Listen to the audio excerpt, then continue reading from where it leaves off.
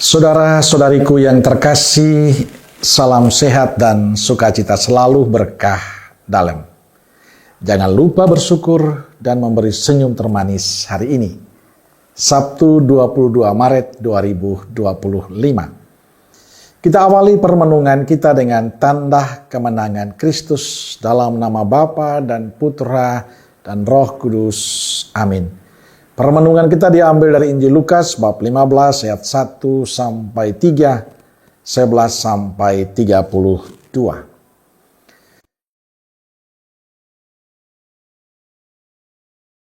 Para pemungut cukai dan orang-orang berdosa biasanya datang kepada Yesus untuk mendengarkan Dia. Maka bersungut-sungutlah orang-orang Farisi dan ahli-ahli Taurat. Katanya, Ia menerima orang-orang berdosa dan makan bersama-sama dengan mereka. lalu Ia mengatakan perumpamaan ini kepada mereka. Ada seorang mempunyai 2 anak laki-laki.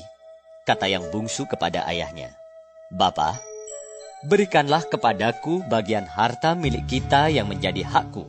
Lalu ayahnya membagi-bagikan harta kekayaan itu di antara mereka. Beberapa hari kemudian, anak bungsu itu menjual seluruh bagiannya itu, lalu pergi ke negeri yang jauh. Di sana ia memboroskan harta miliknya itu dengan hidup berfoya-foya. Setelah dihabiskannya semuanya, timbullah bencana kelaparan di dalam negeri itu, dan ia pun mulai melarat. Lalu ia pergi dan bekerja pada seorang majikan di negeri itu.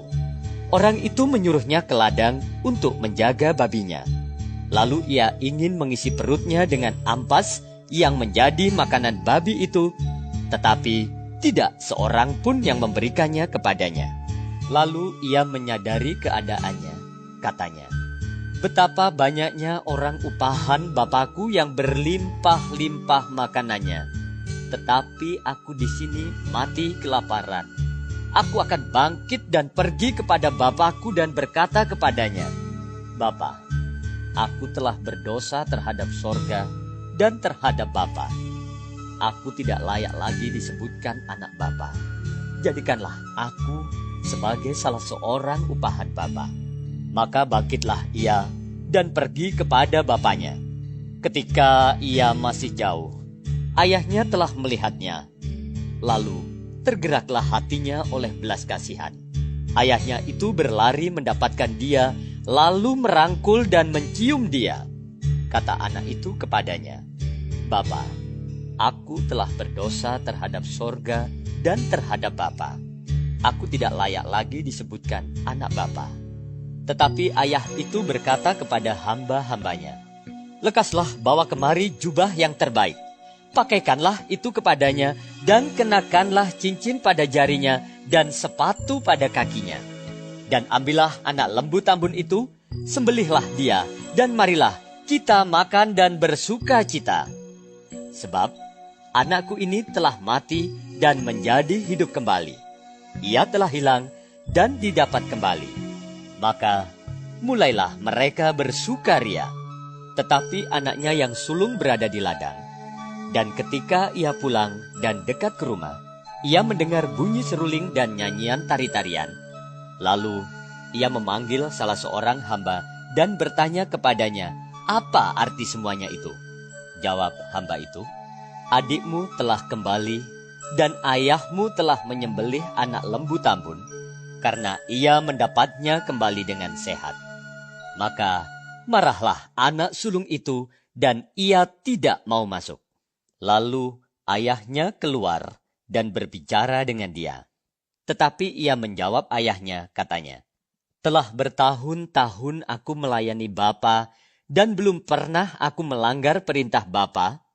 Tetapi kepadaku belum pernah Bapa memberikan seekor anak kambing untuk bersukacita dengan sahabat-sahabatku. Tetapi baru saja datang anak Bapa yang telah memboroskan harta kekayaan Bapa bersama-sama dengan pelacur-pelacur. Maka Bapa menyembelih anak lembu tambun itu untuk dia."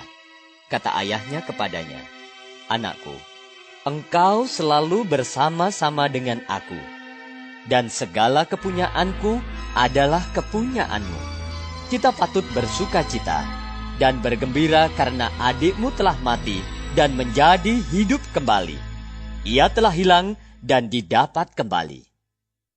Saudara-saudariku yang terkasih, dalam Injil hari ini, orang-orang Farisi dan para ahli Taurat bersungut-sungut melihat Yesus menerima orang-orang berdosa dan makan bersama-sama dengan mereka.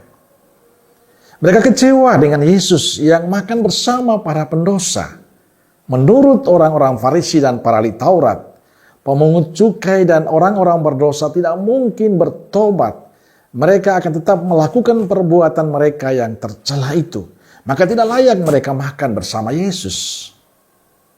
Menghadapi orang Farisi dan para ahli Taurat yang bersungut-sungut karena keberpihakan Yesus pada yang berdosa, Yesus selalu menyampaikan perumpamaan tentang anak yang hilang. Dalam cerita itu kita berjumpa dengan kasih Tuhan yang sangat istimewa. Kita berjumpa dengan pribadi Bapa yang baik dan murah hati, yang terbuka hati untuk anaknya yang kembali bertobat. Bapa yang mau menyambut dengan tangan terbuka pada setiap orang yang bertobat. Tidak hanya itu, ia juga mengadakan perjamuan sukacita atas pertobatan itu. Saudara-saudariku yang terkasih, lewat Injil hari ini Yesus mengajarkan pada kita bahwa kesempatan bertobat itu selalu ada.